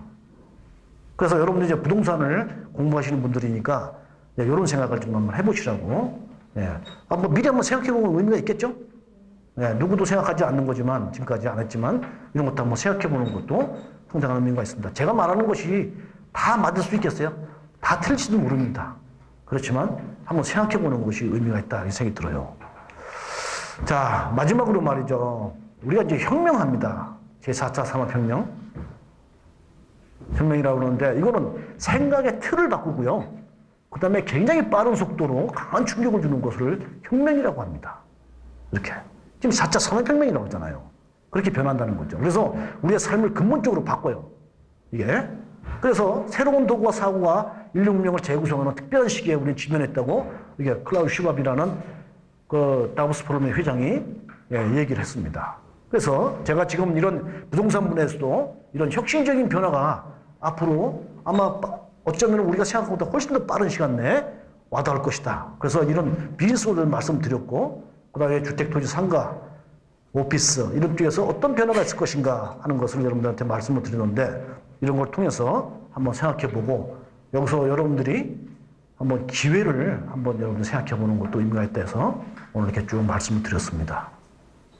예, 여기까지가 오늘 제가 준비한 내용인데요. 혹시 질문 있으면은 질문 좀 받겠습니다. 편하게 질문하세요. 네, 편하게 질문하세요. 뭐 어떤 걸 질문해도 괜찮아요. 예. 그 4차 산업혁명을 뭐 들어가기 굉장히 어렵게 말씀을 해주셨는데, 네. 여기 계신 분들은 아마 다 부동산을 가지고 부동산으로 뭐 이제 먹고 살거나 또 앞으로 먹고 살아야 될 분들이에요. 네. 그러면은 지금 말씀하셨던 여러 가지 이제 4차 산업 중에 뭐 다 적용이 되겠죠. 부동산이라는 분야가 적용이 될 텐데, 지금 여기 계시는 저희들이 뭐 클라우드를 뭐 할 수 있는 환경은 아니고 어떻게 이거를 활용해서 적용을 해 나가야 되는가? 지금 말씀해 주셨는데 조금 더 구체적으로 얘기를 해 주실 수 없으신가? 그리고 저희들은 지금 어떻게 관심을 가지고 대응을 해야 되는가? 뭐 이런 게 좀 궁금해서. 이제 그 기술 하나하나가 말이죠. 아까도 제가 서두에서 말씀드렸듯이, 뭐 AI나 클라우드 컴퓨팅이나 뭐 블록체인이나 빅데이터나 이런 것들이 우리 부동산 분야에서는 아주 초보적인 단계에 있어요. 사실은 활용할 수 있게끔 누군가는 개발하고 연구를 해야 되는 거예요. 예. 근데 그런 부분이 진전이 별로 없는 상태죠. 이게 좀 안타까운 현실이죠. 그러니까 지금 그런 질문 나오는 거는 손에 잡히는 걸 말씀을 드리면 딱 좋겠는데, 그렇죠? 그래서 그걸 좀 써먹을 수 있게, 활용할 수 있게 하면 좋겠는데, 그런 것들은 아직 초보 단계다 보니까 아직은 그렇게 써먹을 수 있는 것들이 와닿는 건 별로 없는 상태입니다. 그게 이제 좀 안타까운 현실이에요. 그러나 제가 여러분들한테 오늘 이런 말씀을 드린 것은 뭐냐면 여러분들이 생각해 보시라는 거죠. 생각해 보시라. 부동산에서 이런 것들이 앞으로 적용되고 이렇게 되면 부동산에 이런 변화가 있겠구나. 있을 수 있겠구나. 하는 것들을 생각해 보자는 거고요.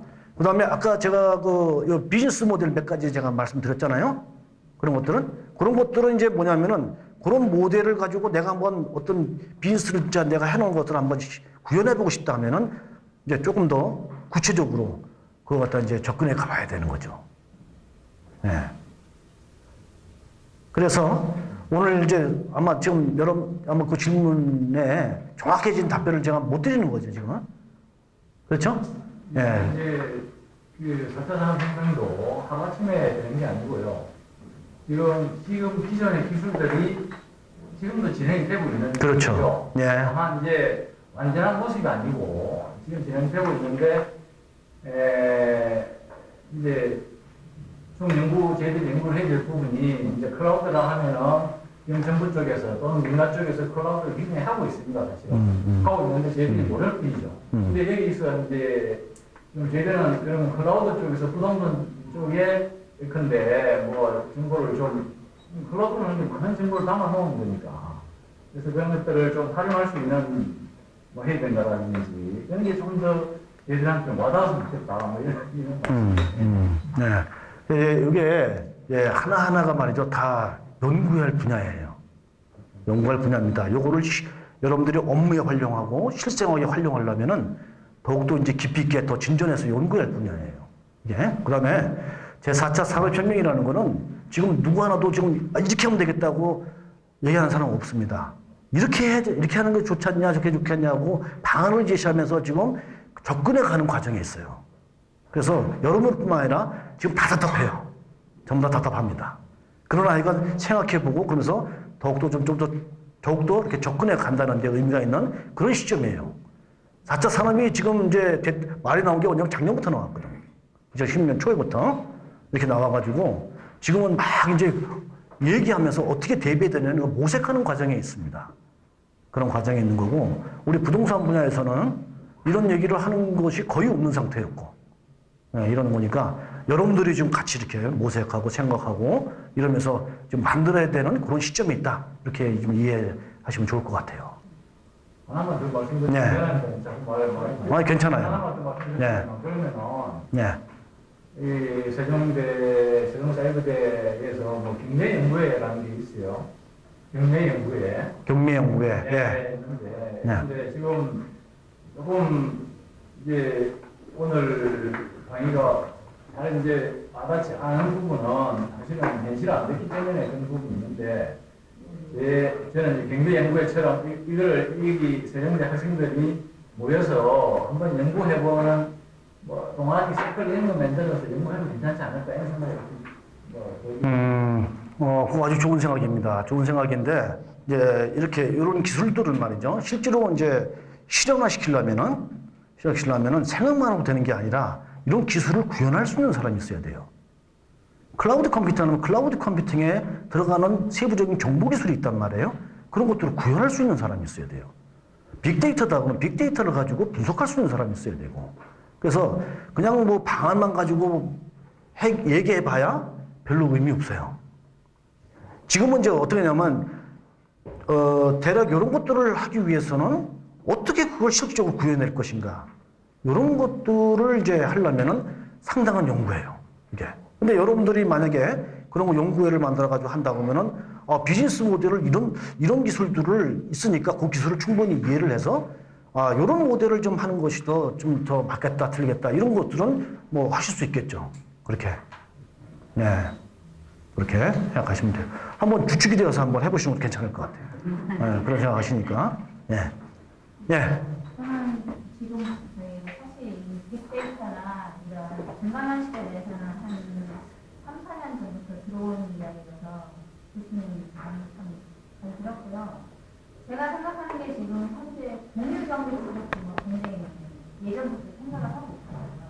왜냐면 부동산 업종은 사실 저희가 인문이 너무 안 됐지만 제가 생각하는 우리나라 지역구가 사실 적잖아요.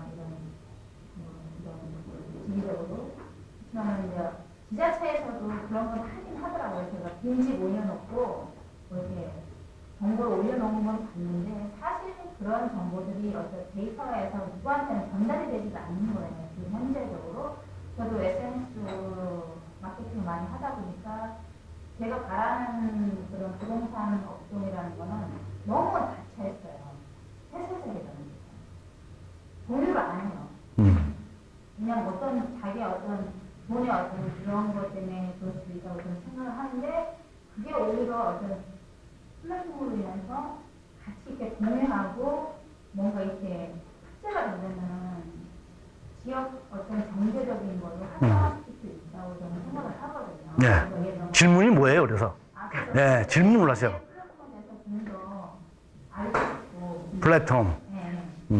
그거를 해결할 수 있는 방법은 뭔가 어떤 솔루션이 함께 모여지려는 어떤 각 지역에 있는 공인중개사들이나 이런 사람들이 같이 어떤 공유할 수 있는 공간을 만들 수 있다면 지금 직방도 뭐 공인중개사들하고 같이 이렇게 가는 거지만 뭐 경매가 됐든 뭐 일반 뭐 호텔이 됐든 펜션이 됐든 그런 거가 다 어느 공간 안에 확대가 되면 그거는 부동산 업종이라는 게요. 활성화되지 않을까 생각하는 예. 좀더 깊이 생각한 것 같습니다. 예. 지금 이제 말씀하신 게 이제 아주 좋은 말씀인데요. 이제 플랫폼이라는 건 사실은 기차가 쓰는 게 플랫폼이잖아요. 그래서 우리는 플랫폼에서 기차를 탑니다. 그렇죠? 그러니까 기차가 부산 가는 기차가 올 수도 있고 대전 가는 기차가 올 수도 있고 대구 가는 기차가 올 수도 있고 그 플랫폼에는 그러니까 하여간 대전 가는 기차를 탈 수도 있고 부산 가는 기차를 탈 수 있어요. 그러니까 어떤 목적이든지 그냥 그 안에 들어가면 다 해결되는 거죠. 그게 플랫폼이에요. 여기서 말하는 플랫폼도 같은 개념입니다. 그래서 제가 볼 때는 지금 이제 시스템이라고 이렇게 만들어 놓은 것들이 플랫폼이 되는 것들이 많아요. 그 안에다가 이렇게 뭐 내가 어떤 걸 놓고 싶어서 어떤 데이터를 넣으면은 내가 요구하는 그런 결과의 값이 나오게 하는 그런 것들. 예, 그게 이제 플랫폼이거든요. 예를 들면은 중개업에서 예를 들면은 거래 정보망도 하나의 플랫폼입니다.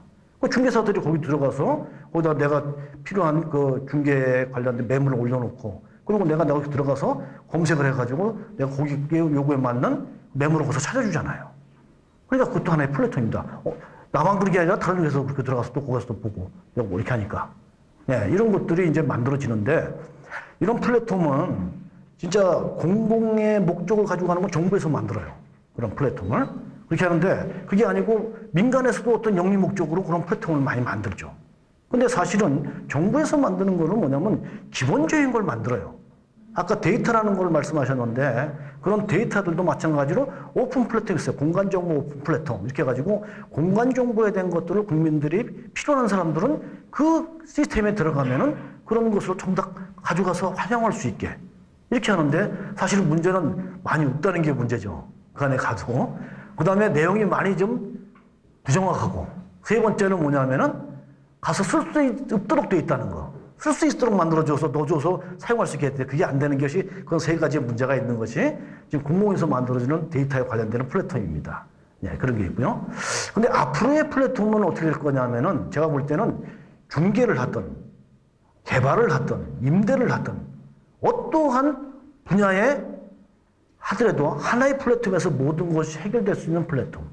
그래서 제가 아까 여기서 그림을 하나 이런 그림을 여러분들 보여드린 게 있어요. 이게 바로 이 그림입니다. 요게 바로 거기에 해당하는 이 플랫폼일 수 있어요. 그래서 제가 인텔리전스 리얼리스트 서비스 플랫폼 이렇게 썼어요. 지능화된 부동산 서비스 플랫폼. 서비스를 할 수 있는 플랫폼.